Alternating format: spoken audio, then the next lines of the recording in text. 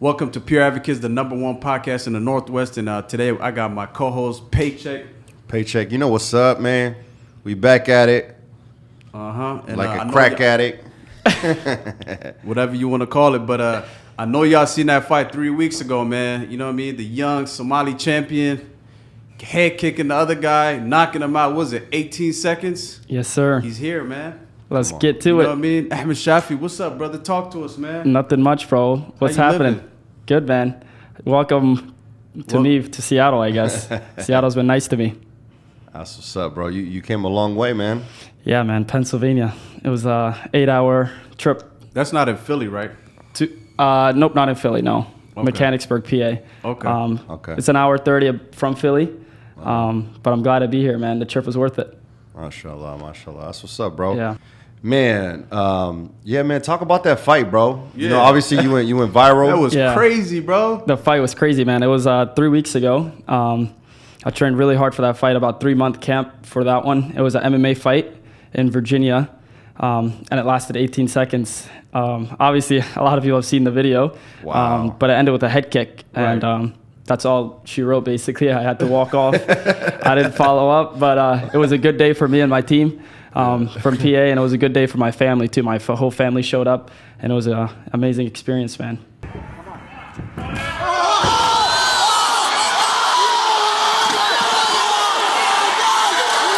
Nice, man. That was crazy. How long was he on the ground after you head kicked him?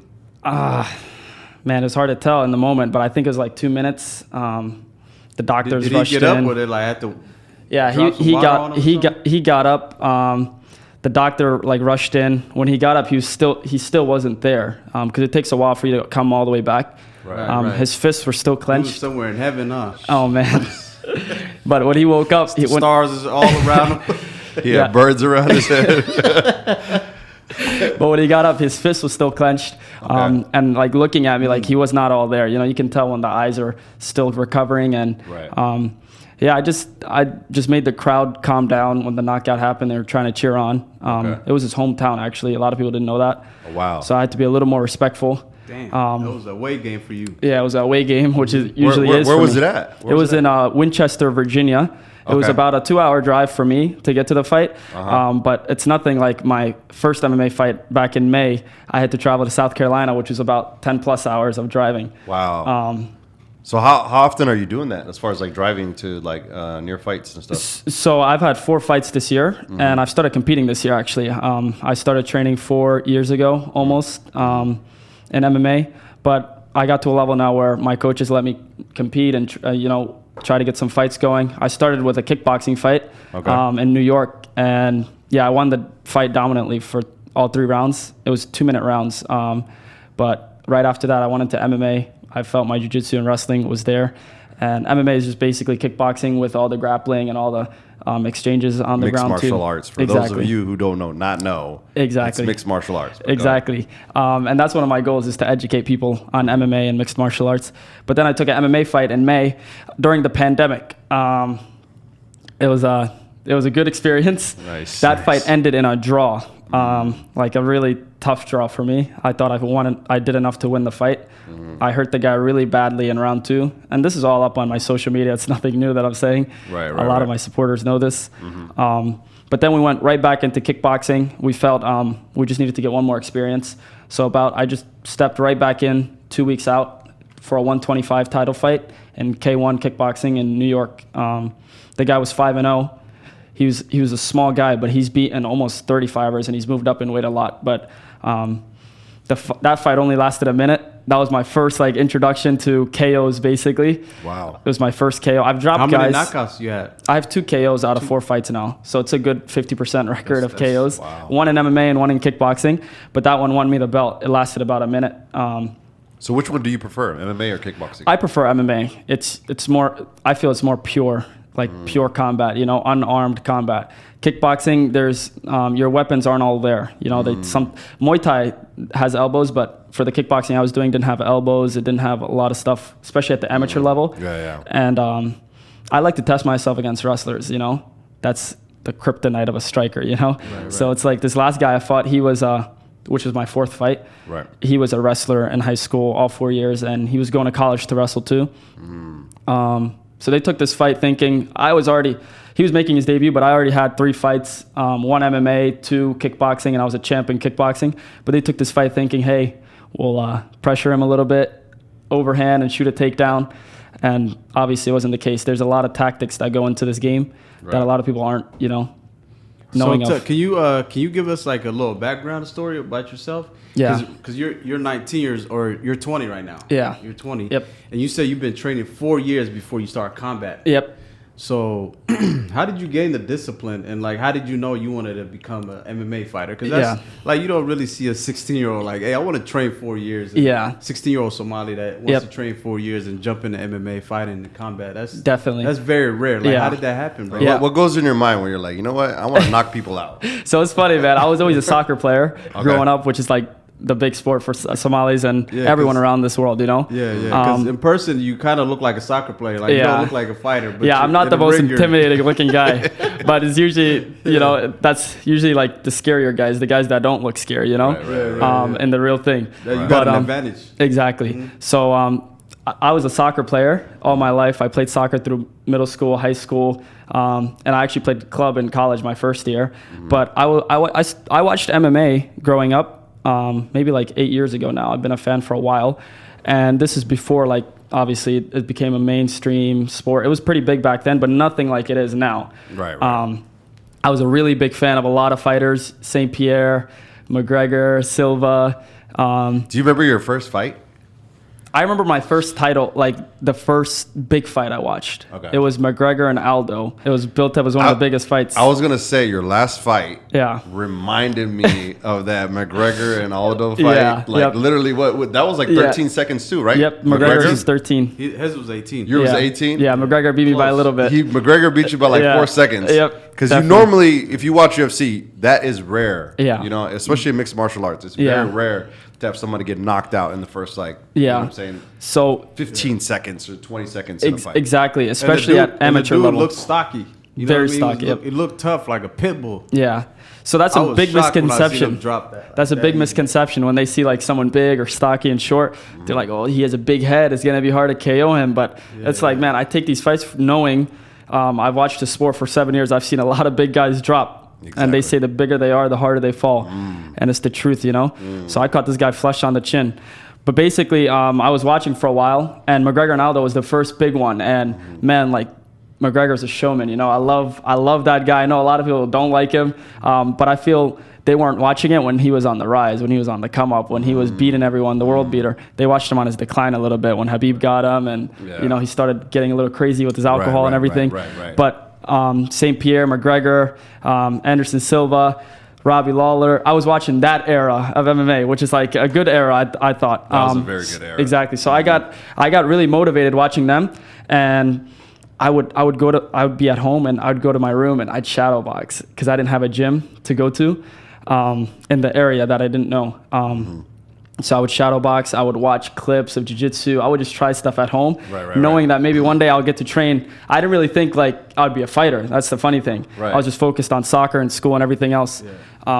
But then a couple years after, my good friend Kabir Amani, my coach right now, he's the owner of Eagle Martial Arts in Mechanicsburg, PA.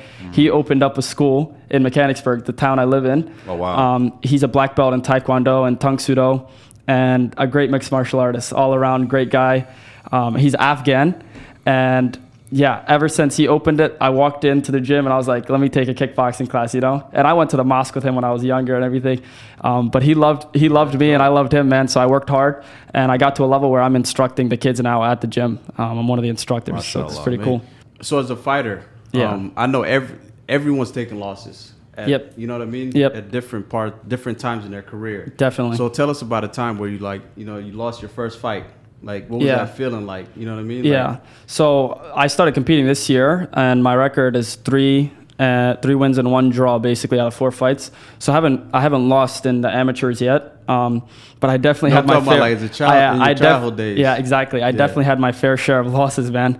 Growing up, obviously, I feel like I'm a okay talker, and it's due to me talking so much as a kid in school. And I wasn't a bully because I wasn't very big, but I definitely had a tongue, and it got me in a lot of trouble. It got me in a lot of street fights growing up in middle school, high school.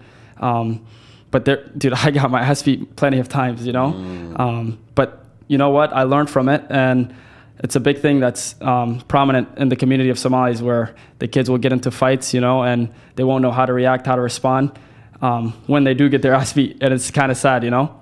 So like growing up in the inner cities, like you come across these situations where, you know, you're forced to protect yourself, and there's times where you will get your ass beat, and it's part of the game, you know what I mean? Yeah. Back in my days, like we would fight.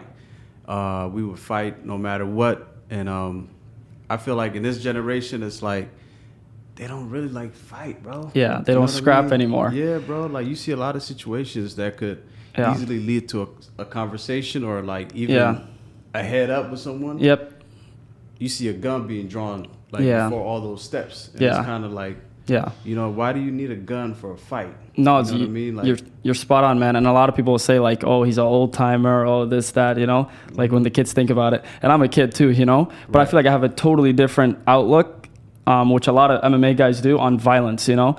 Most people don't know the extent of violence, like a punch being thrown. They don't know what violence is, basically. So they resort to like guns and everything else, knives, stabbings, and it's all over the Somali community, overseas, the diaspora, everywhere, man. And it's kind of sad, but yeah, it's very crazy, man.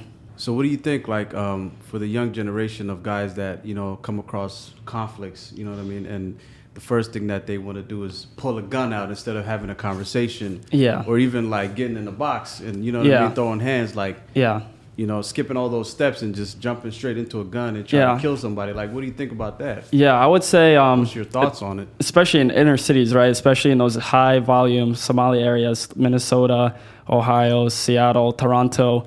They all have probably over 50,000 Somalis. Minnesota's like at 100K. So these confrontations happen way more than in like a regular like suburbs like Pennsylvania that I live in. But I would say, like, guys, don't resort to guns, don't resort to stabbings, you know.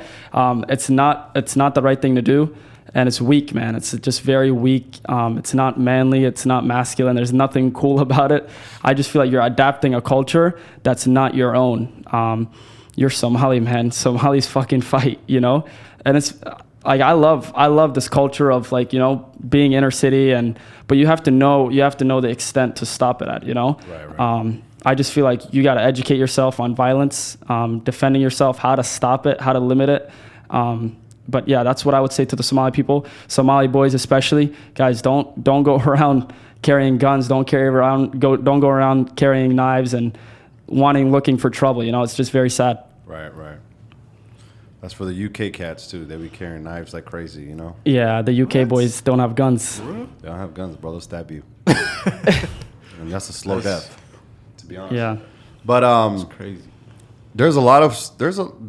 I've noticed there's a lot of Somali fighters as of recently. Yeah. Like there was a girl that fought in the Olympics. What was her name? Ramla. Ramla. Yep. I was watching her fights in the Olympics. Yeah.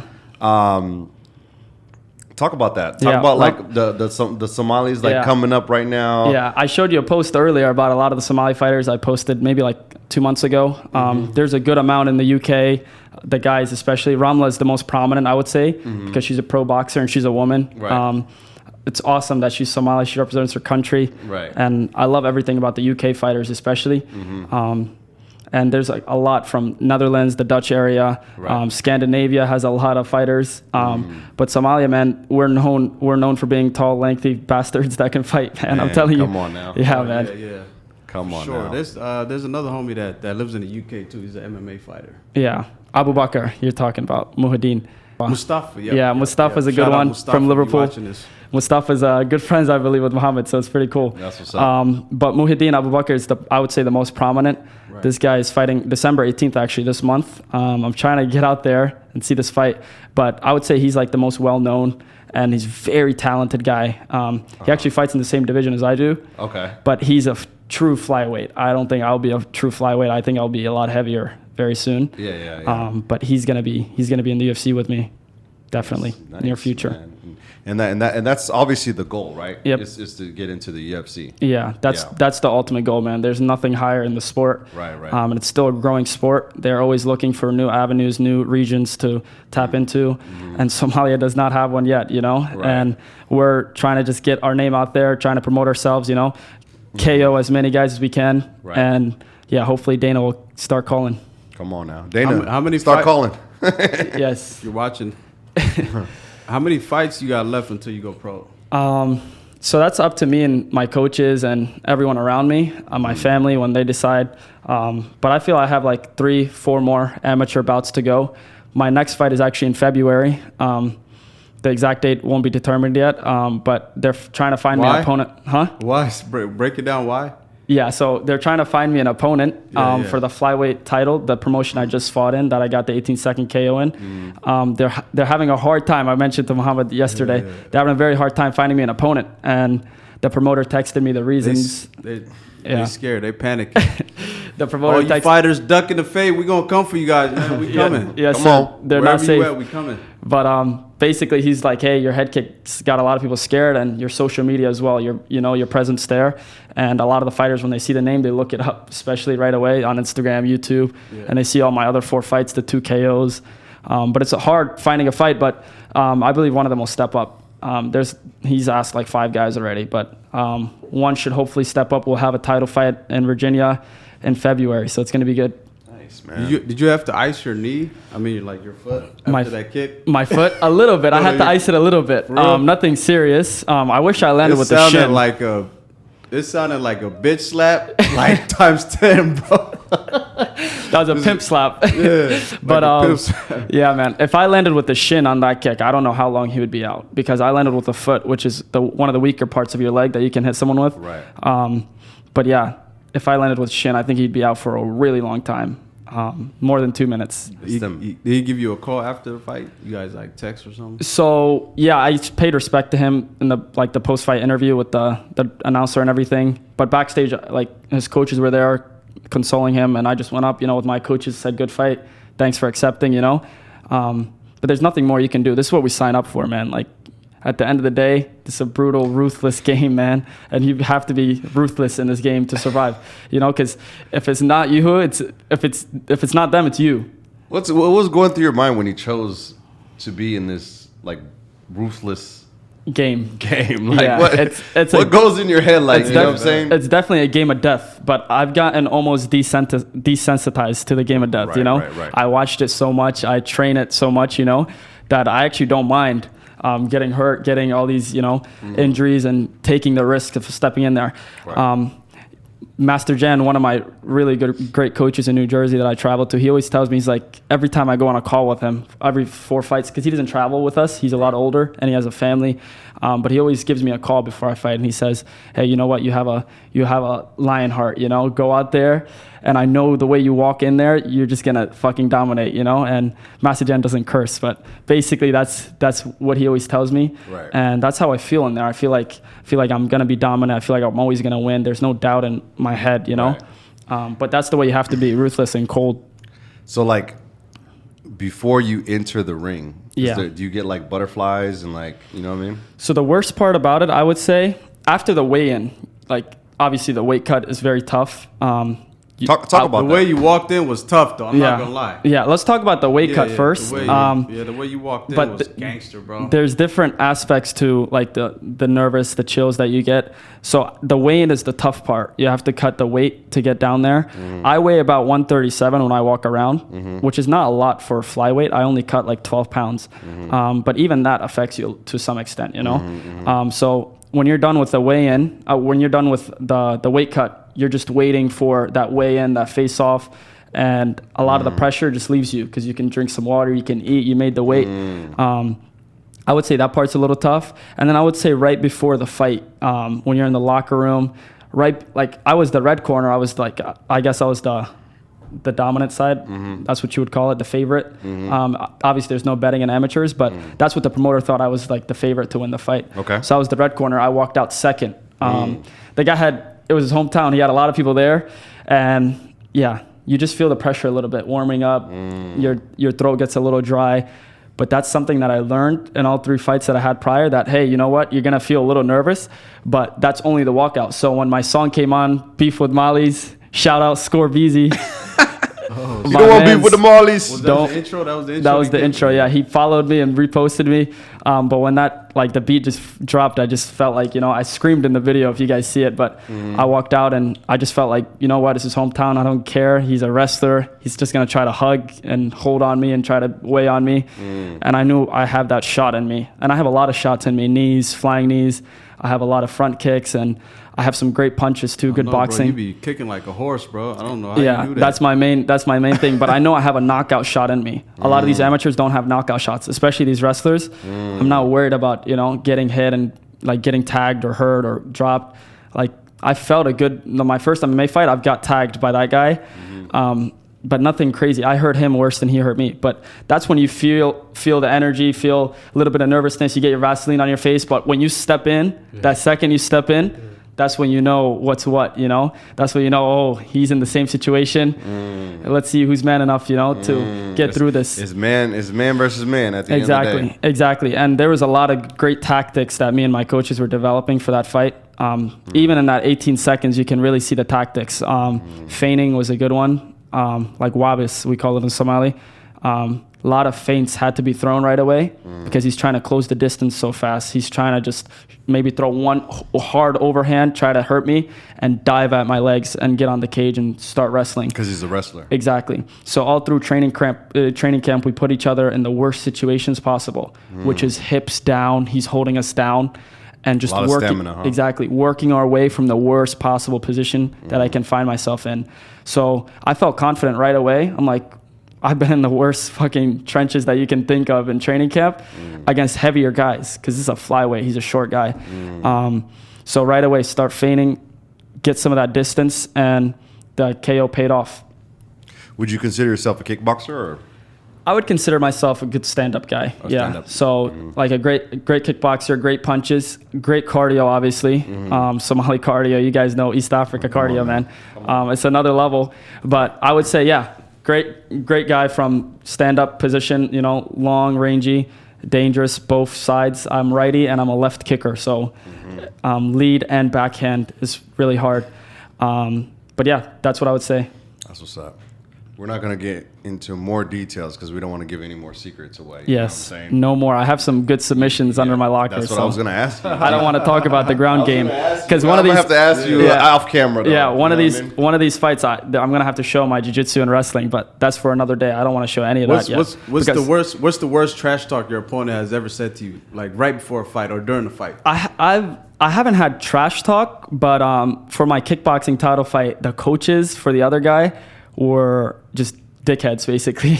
And I don't want to name names. I missed weight by a little bit, but for kickboxing, it's not as prevalent in MMA. MMA, it's sanctioned. You have to make that weight. But for that one, it wasn't really sanctioned, and it was same day weigh-in as the fight. So I'm a bigger guy. I missed maybe by like 2.5 pounds or so.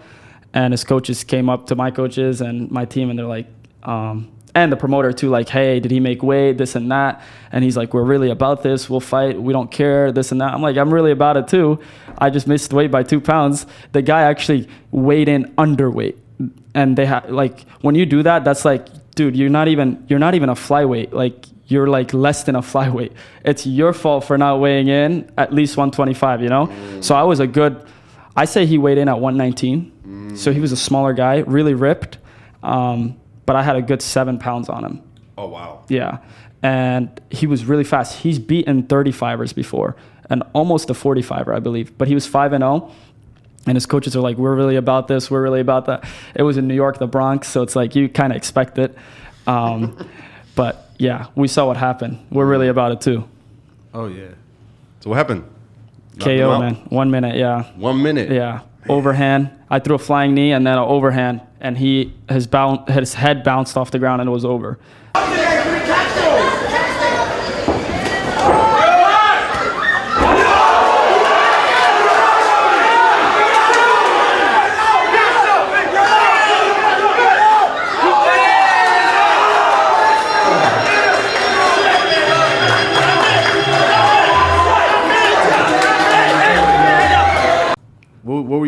Like, what was going through your mind during that fight? That fight, I thought it was my hardest fight in terms of like what happened in that minute. The guy caught me with a spinning back kick to the body. It sounded very loud. The crowd reacted very loud. He had some good kicks. He was just a weird striker. Like, he would catch me with weird shots, and I just couldn't find my footing.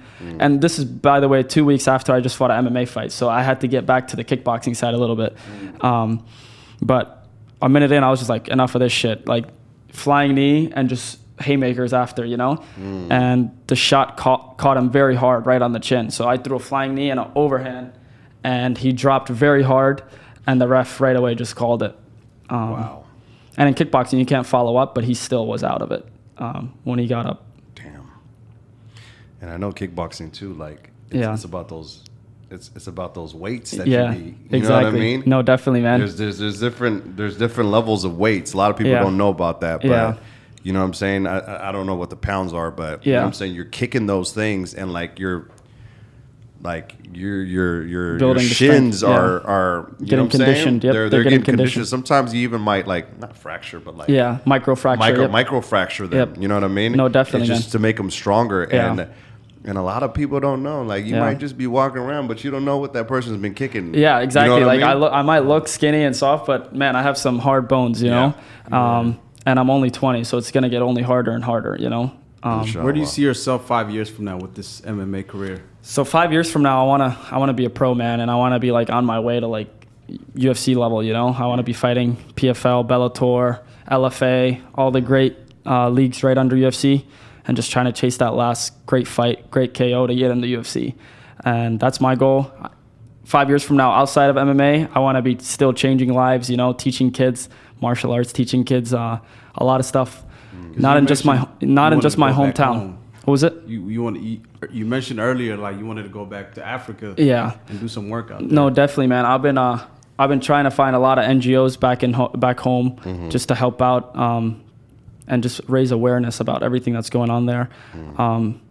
I just want to help as much as I can, man. Change lives. It's not about money or all this, you know. It's really not about it.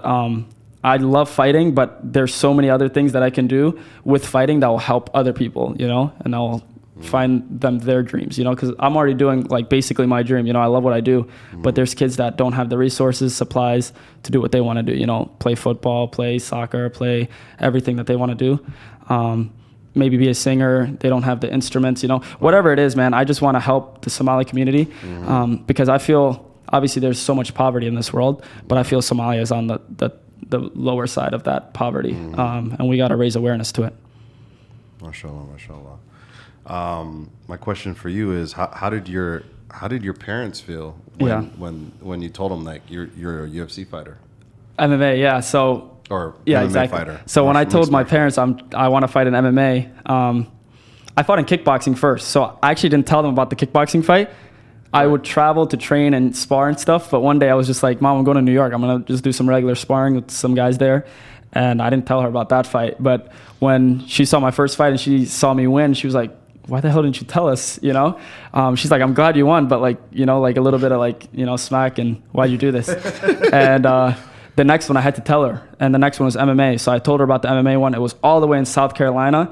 So I was going to be gone for multiple days, weighing in and driving back and everything. So she had to know about this one. And it was during COVID, so there was no fans, nothing there. She's just like, dude, don't get fucking killed. She talked to like, you know, my team and said, take care of this guy. And then we drove down all the way. It's like 10-hour drive. We fought. We got a draw. My mom actually watched it live from home. That one was broadcasted. Okay. Oh, wow. So she was like, dude, no way that you're going to go to South Carolina and I won't know the result or anything until like you're okay or doctors or someone calls. There's always that risk, you know? Right. So she watched it live with my family and it was a hard fight, man. Like she didn't like what she was screaming. My brother was telling me like, hey, because the first round I got dropped with an illegal knee.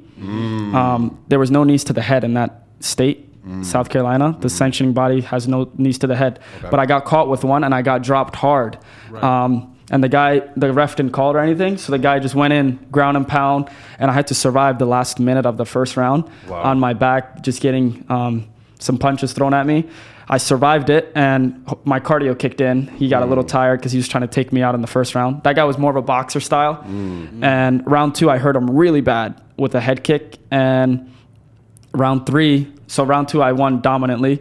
Round 3, they changed up the game plan, and they wanted to clinch. His whole team were just like, hey, hold him a little bit, waste some time. We might get a decision. And yeah, he tried to just play it dirty in the clinch. He actually headbutted me in the clinch, and they took away a point.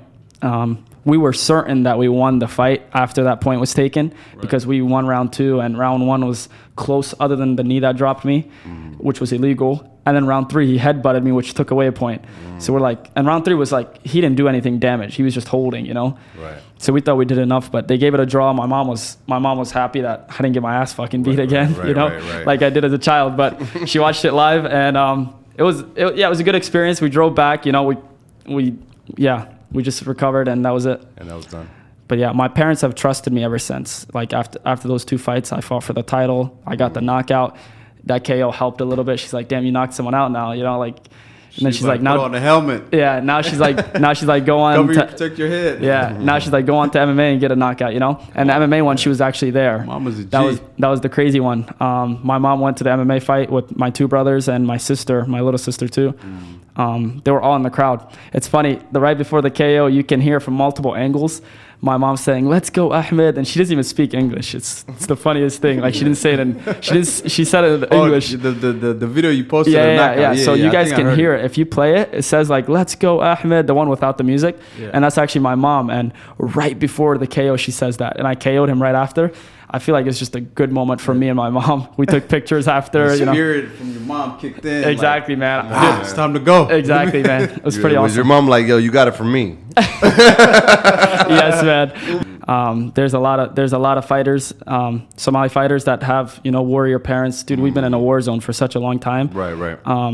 But yeah, man.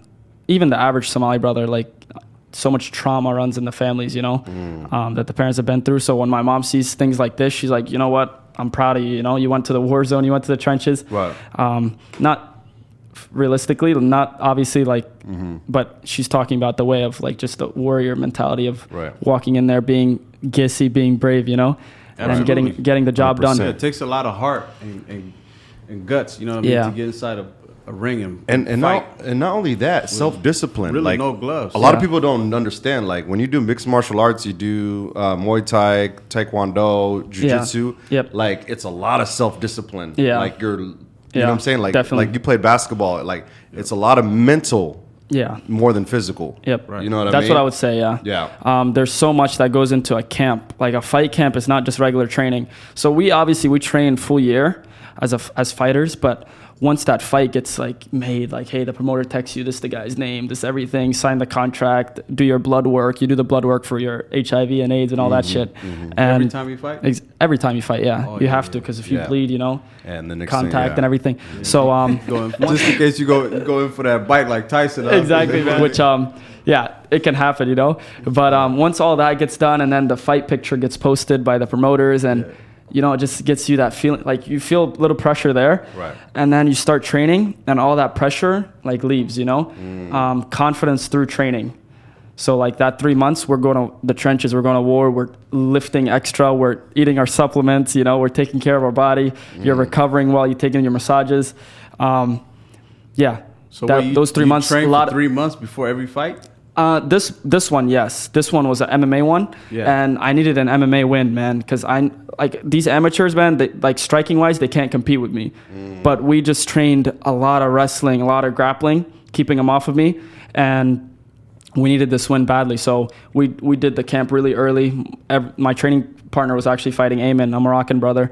I did it with him, my coaches. We got the weight down properly, and we went in there and crushed it, man. So there's a lot of discipline, a lot of stuff that goes into these fights. Obviously, it lasted 18 seconds. It doesn't show 3 months of work, but that's basically what happens, That's a lot of discipline right there. Yeah. For 3 months, to train 3 months, and then only fight for 18 seconds. Yeah, man. But that's the goal, though, right? Yeah, that's the goal. Like to try to get the fight as quick as possible. Yeah. Easy day at the office, I think to an extent, all fighters, like, they know they want the finish, you know? You don't go walk into a fight and say, maybe some guys do, maybe wrestlers, you know, the guys that are really boring, or think tactically. I think tactically too, but I think tactically in like killing you, you know? Right. There's no like, I'm going to hold him for a minute. I'm going to do this, that, you know? Yeah. I walk into every fight thinking like, when am I going to get this guy out of there? What shot is going to do it? And how long will it take, you know? Because they train you guys to kill? I have a lot of, you train to kill, man. It's kill or be killed, you know? A lot of coaches and a lot of gyms don't do that. They like to hold and stall, and they call them crotch sniffers. They sniff your crotch a little bit. But those are the guys we want to beat the worst, you know? Those guys that are a little more boring, a little more holding style. And you're signing a contract, too, that you can die. Exactly. That's the other thing, too. Exactly, man. So what do you say to the youth out there that are struggling, confused, you know, peer pressured, and they want to do something positive with life? Yeah. They might have like the wrong people around them. Yeah. How do they escape all that? So I like the word peer pressure that you use. There's a lot of peer pressure, man, at that age. Everybody experiences it. Obviously, like, I'm still young, man. There's peer pressure right now on me. Go do this, go do that, you know? But I would say, guys, like, just find the right people around you. Like, obviously, like, everyone has like a brain, you know? We got to use that brain. Like, the path you guys, some of you guys are going down, there's two options, you know? It's either you're dead or you're in a cell, you know? Especially these inner cities, you're already set up to fail in a way. You're already at like the lowest side of the demographic that you're in, that city. So guys, the youth, the Muslim youth, I would say, any youth, honestly, just go out there, talk to the right people, you know? There's always someone better to talk to. There's always less peer pressure that you can run away from and talk to an adult, you know? Misguided, you know, like, misguided is a good word. So find the right guidance, do what you want to do, and go find the right people to help you get to that level and do exactly what you want to do, you know? That's what's up, bro. Yeah. What made you like stay away from that as it, like, growing up? So growing up, obviously, I don't live in an inner city. I live in the suburbs. I feel like you're a product of your environment in a way, right? Unless you find the way out. Right. So I feel like a lot of the kids have it harder than I did, or than where I am, you know? Right. So a lot of these guys are already set up to fail. So guys, like, if you know that, don't fail, you know? Don't fucking let the system or whatever it is that's holding you back let you fail. Right. So guys, go out there, do what you need to do. Talk to the right people. Talk to your parents. Treat your parents well. Don't say, hey, I live in an inner city. This is the way of life here. This is how I should dress. This is how I should talk. This is how education should be for me. I drop out at this age. I do this. I go into gang violence. I go into drugs. They already have that path for you. That path is already set. And it's leading to death or in a cell, you know? So you're already doing what they want you to do. So it's like breaking out of those chains that's holding you back, especially in inner city. I think a big part of it is, like, a lot of these guys are like victimizing themselves. Yeah. You know, the whole idea of, I grew up in a low income neighborhood. You know, I'm disadvantaged. My parents went through a lot. I lost a cousin. Like, if your parents raised you, you know what I mean? And you have a roof over your head and you can work and move around and make things happen. Yeah. Like, don't victimize yourself. You know what I mean? That's the worst thing you can do, is make yourself a victim. That mindset of being a victim, it'll always keep you down. Right. You know what I mean? But there's some of the most greatest people on earth, most successful people are some of the, are people that came from nothing. You know what I mean? Yeah. Like, there's some of the worst situations and they've made it out. Yeah, I mean, like, we have it as, you know, we have it a lot better than, like, even people back in the day. Like, think about Muhammad Ali. Like, you know, they dealt with like racism and segregation and you know, war. You know what I'm saying? So at the end of the day, poverty, like, even on a whole different scale. So we actually have a lot better than you know, just a lot of people. And it's relative too. Time, like, even right now, there's so many people around this world that don't have anything to eat for their next meal, that don't have a blanket for the next, you know, sleep that they're gonna sleep. So guys, there's always someone in a worse position. There's someone in a hospital right now. There's a big quote, like, known, that wishes they were in your position, you know, that wishes they had both legs, both hands, you know, or they were still functioning mentally. So guys, there's always someone in a worse position. I would say, guys, take advantage of all the things you have. Say alhamdulillah, go out there and fucking crush it. In MMA, there's a big quote. It says, "No one cares, work harder." Like, no one gives a shit. The system doesn't give a shit about you. Right. You know, go out there and work harder. Go out there and chase your dreams. Go out there and don't let that path take you away, lead you astray, you know? I would say go out there and crush your dreams, guys. Educate yourself and work hard. And I'm not talking about college. I'm not talking about school, all that. I'm talking about actually educating yourself on the way of life, you know? Right. Like a good disciplined life, a good life, you know? Right. Not just school. Find your purpose. Exactly. I grew up watching UFC, MMA. Yeah. There's a fighter, you know, Mighty Mouse. Yeah. Goat. He lives out here. He lives actually probably 15 minutes away from here. I've heard, man. Yeah. This guy is one of the most dominant pound for pound goats of MMA. That's what I'm saying. And you're on the same weight class as him. Weight class, yep, same weight class. Crazy, bro. It's funny. I feel like if I stood next to him, we would seem like total opposite. Totally different weight classes. Yeah. Are you taller than him? Way taller. Way taller. That guy's like 5'6", I think. But he actually used to fight at 135. He lost a couple fights to like champs, like Dominic Cruz and one other guy. And then he moved down. He's like, you know what? I'm sick of the advantage these guys have on me. And he dominated 125. But here's the thing about Mighty Mouse, man, which is sad. The UFC basically cut him for Ben Askren. Ben Askren is like he's like a mediocre, I would say. That's the guy that got beat up by, what's his name? Masvidal. That's what he's known for, the 5-second KO. Yeah. But Ben Askren is a great fighter, but nowhere near the caliber of Demetrius Johnson, Mighty Mouse. But it's sad that they literally traded him because Mighty Mouse wasn't doing the things he was supposed to do outside of fighting, promoting himself. Right. Obviously, that weight class, you are smaller, but I feel he wasn't doing enough to promote himself. They have a point, the UFC. Right. But that goes to show, like, it's not just about fighting. It's not just being great. It's not just about being the toughest guy. You have to go out there and, you know, show that, hey, I have a great stage presence. Right. I can talk, you know, I can make a difference. And I'm sure Mighty Mouse does make a difference. His personality doesn't help him. He's such a sweet guy, you know. He plays video games all day. Exactly. He's such an awesome guy. You know what I mean? No, I'm sure he's doing great things. Shout out things. to Mighty Mouse, man. I love Mighty Mouse. I'm sure he's doing great things. Is he from Seattle? He's from Seattle. He lives literally in, we're shooting in Bellevue, by the way. But he lives literally 10 minutes away. His gym is actually in Kirkland, which is not too far away from here. But But it's sad. It's like the reality of not promoting yourself the right way. Or the UFC didn't do him any favors either. They weren't showing him the love that a GOAT deserves, like him. Right. But I would say, if you're a great fighter, you got to promote yourself. You know. I think nowadays that's a big part of just building yourself as a brand too. Yeah. Just promoting yourself. That's of course. huge nowadays, man. Of course, man. This digital age is like marketable. Yeah, and there's dinosaurs out there. I like to call them dinosaurs because they're so old school mentality, and they're not even old school people. It's not older people saying it. It's just like, oh, I'm a tough guy. I don't need a social media. I don't need all this. Like, yeah, you're the broke one, you know? Like, you're the one that's not getting this, you know, the podcast, the sponsorships. And I'm not even saying me because I'm not in that position yet. But I'm saying, like, I can see which fighters are making money because I know the game, and I can see which fighters are not. And I can see which guys are getting more favors done for them and who's not getting the favors, you know? And it's all about the impact you make. Yeah. Style Bender. Yeah. He's like one of my favorites, man. Yeah, Style Bender is amazing, man. Dude, the guy is like he's so marketable. Yeah. He talks mess.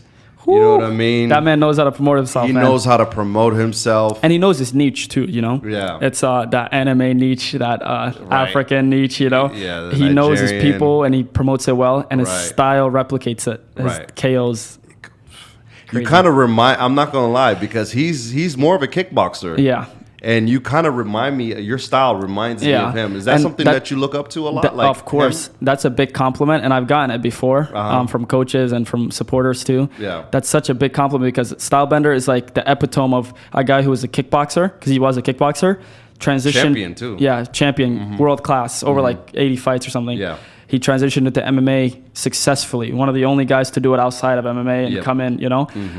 He trained his grappling, his jiu-jitsu to a level where he doesn't have to worry about getting taken down. He can do what he's been doing for 80 fights in kickboxing in an MMA cage. And that's what I try to replicate. I'm already an MMA fighter, but I want to just get my grappling to a level where I can show my kickboxing skills. Yeah, bro, you make us look good. You make the flag look good. You know what I mean? We're proud of you, man. We're going to support you. Inshallah, we're coming to your next fight for sure. You know what I mean? Keep doing what you're doing, man, because you know you never know who's watching. Yeah, And, no, that's all it's about. You know, 20 it's about years old at doing what you're doing at 20 years old. That's huge. You know what I mean?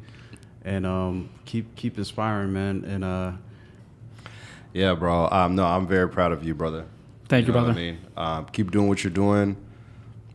Keep going out there, kicking butt. Yeah. You know what I'm saying? Yep. We're gonna root you on. You know what I'm saying? And inshallah, hopefully, we're gonna see you in the UFC. The big stage. On the main stage. very soon. You know what I'm saying? Yes, sir. Stay tuned. You got the young phenom out here. Thank you, brother. Saying? Thank you, brother. I appreciate it. And it's all about, like you said it perfectly. You don't know who's watching. It's all about the future generation, just leading a good path for them to at least hey, take some inspiration. He did it. I can do it. Right. And I get messages like that all the time. Like, hey, do you recommend a gym near me? Hey, can you help me with this? Hey, it happens so much already at this early stage. Right. So it's like, how many lives am I going to try to change when I'm at the $1 million level, basically? Yeah. And that's what it's about, man. He's not just doing it for himself. He's understanding he has a purpose. Of course. To out there and impact the youth. Out of there, course. And I would say to anyone that represents a small country or niche or whatever it is, any level, I would say always carry your flag with pride. Obviously I'm Somali, and I would say it to the Somali people, but I would say it to any country, African country, Arab country. There's so many fighters out there from these big prominent countries already because they have the facilities. But once someone else sees it, the sport is only going to grow in that region. So that's my big goal, to at least bring the sport of MMA to Somalia and the East Africa region, and try to grow the sport as much as I can, and just hopefully change some lives too. Represent. Absolutely. And if you haven't already, man, tap that subscribe button. Help us reach more viewers, man. Let's get to #1 on Apple, Spotify. The link is in the bio. Wait, hold on. Did we just hit 122 in Dubai or what? Oh, yes. Ranking 144 on society and culture in Dubai. Shout out to all the fans and supporters from Dubai, man. We appreciate all your support. Nothing but love, man. Keep subscribing, man. Get us out there. And yeah, brother, man. I love it, man. Appreciate you coming on, man. The Pure Advocates, man. It's pure. It's authentic. I love the podcast. I'm a big fan of it, which is why I came all the way out here, 8-hour flight. Nothing but love, man. You know what I mean? That's what this podcast is really conversations that happen behind the scenes when we putting it on camera. You know what I mean? So definitely, that's what it's about. Definitely. Yeah, I love it. Yo, love you being here, brother. Any last words? I would say just wanted to shout out my family, every Somali out there that supports me, and everyone else that supports me. Guys, I would just like you guys to follow my Instagram, @OneFarah MMA. It would mean a lot going forward, obviously. Right. And yeah, just keep supporting your own. Obviously, I like to support my own with journalists and podcasts and editing as much as I can with our own people. Right. And I would just say support your own guys, your local businesses or your local Somali people, and just keep crushing it. And ma'asalam. And we out.